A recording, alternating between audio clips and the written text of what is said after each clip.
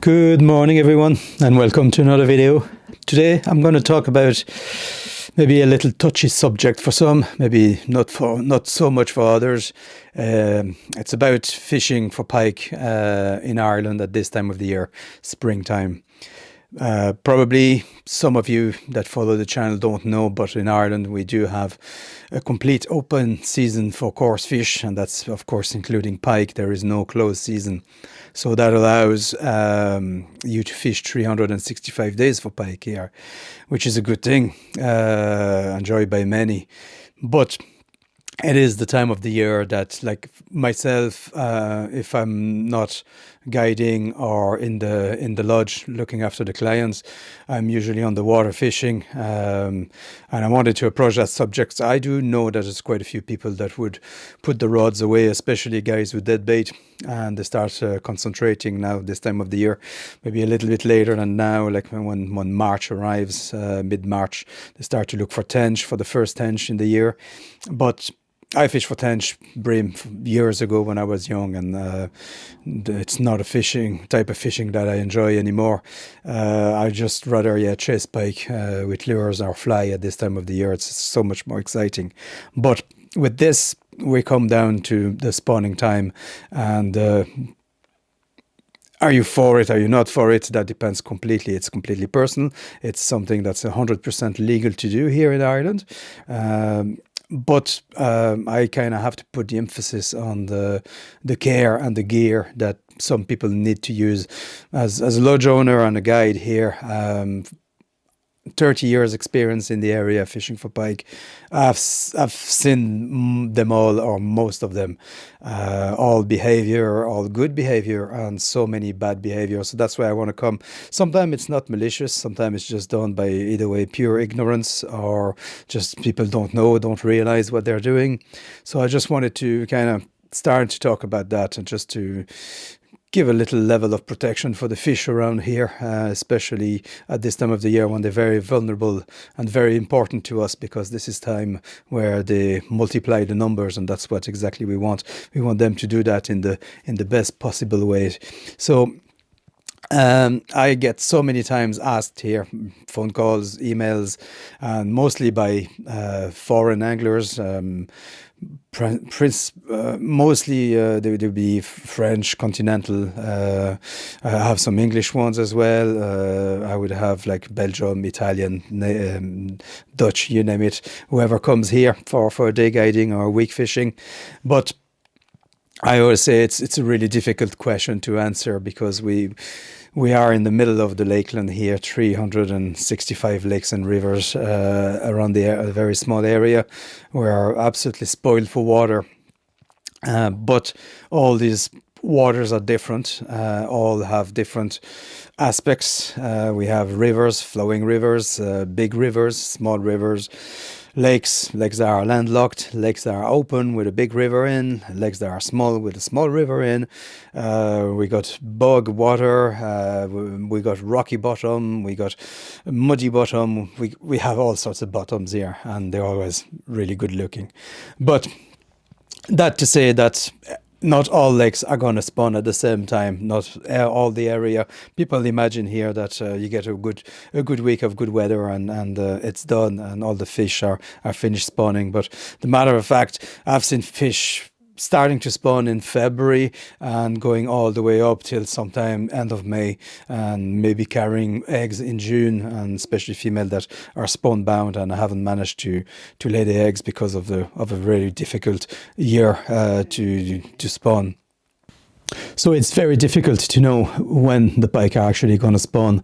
So if you're like me, you keep on fishing, or you have people coming, especially if you have people coming that pay money to come in the area to fish, it's definitely a big boost to the area.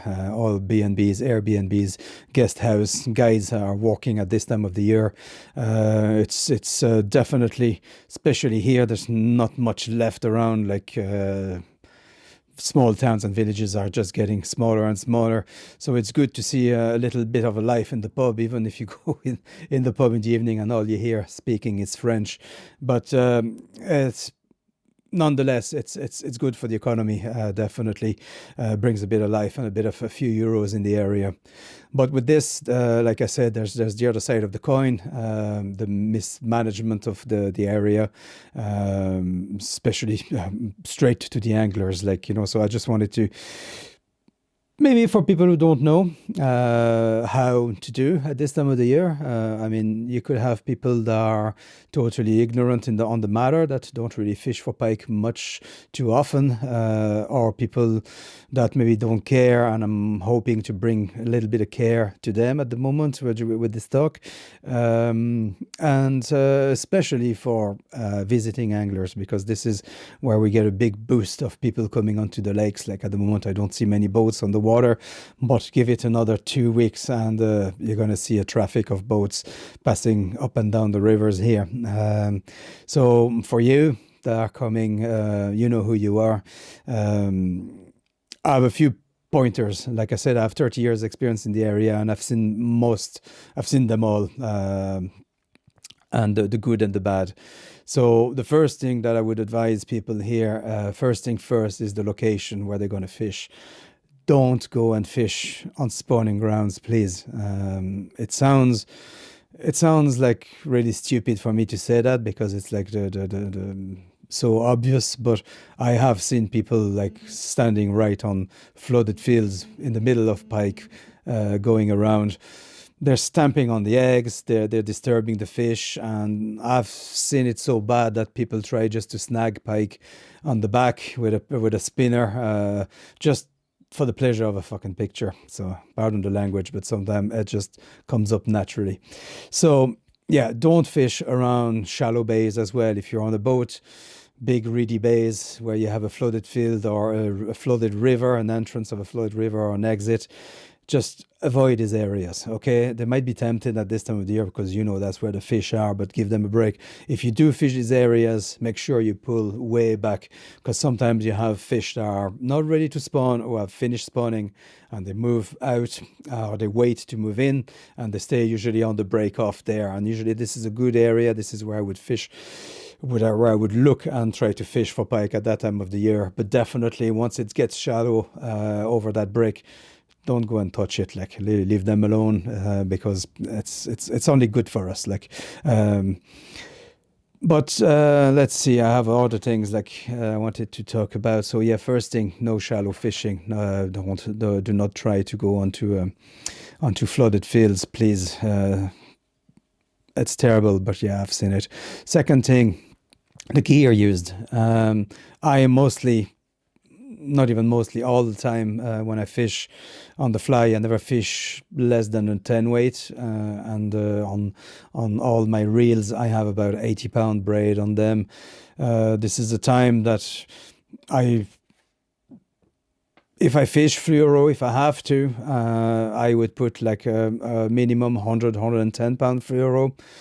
I've seen guys coming with 40-pound fluoro here, and it's just absolutely, it's ridiculous. Like, so do not finesse fish. I mean, even all year round for pike, do not finesse fish. If they don't feel going for a bite, well then it's a wrong day to be out and go golfing or go for a drink. But forget about it. Don't finesse fish for the pike. Other thing that you need, of course, good and gear. So good swivels, good snaps that goes with it.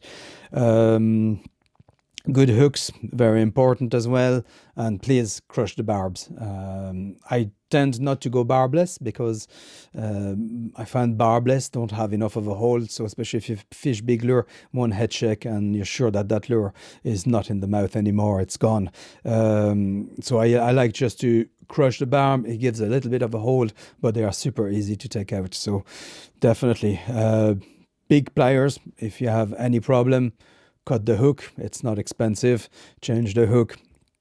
And one last and very important thing, it's get yourself a big net. I see so many anglers not using nets, and that's just like, asking for trouble for the angler, for the fish. I've seen guys with hooks in the hand, hooks in the fingers. Just get a net, put the pike in the net, and then assess the situation after. If you fish from the bank, if you fish from the boat, just carry a net, and the bigger the better. This is the time where you might get a big hen full of eggs, could be 1 meter 20. Just think of that. That fish has to lay in that net nice and stretched out, and definitely not all crumbled into a ball in a small net. You want to give the less pressure on the belly of those fish, especially if they are like pre-spawn and they're full of eggs. And definitely like afford the biggest net that you can. If not, cradles are really good as well. Not easy to use when you're alone, but if you have a friend on the boat or beside with you on the bank, a cradle is really, really good to land and hold pike at this time of the year. Another thing as well, don't tend to weigh the fish. I don't like, that'll be another video, weighing or measuring the fish. Don't try to weigh that fish. Anything where you're going to take that fish out of the water and you're going to get a difference in gravity and everything is going to push on that fish, the weight. You want a fish to stay in the water and have his full body supported by the water. So definitely don't weigh this fish at this time of the year. Keep that fish all the time in the net. And if you do need a picture, and again, like I'm talking about horror stories and I've seen them all again, do not do that picture with a fish hanging by one hand. I've seen guys passing big fish, like pouring eggs in the boat and passing from friend to friend on the boat just for the pleasure that everybody has a picture with it.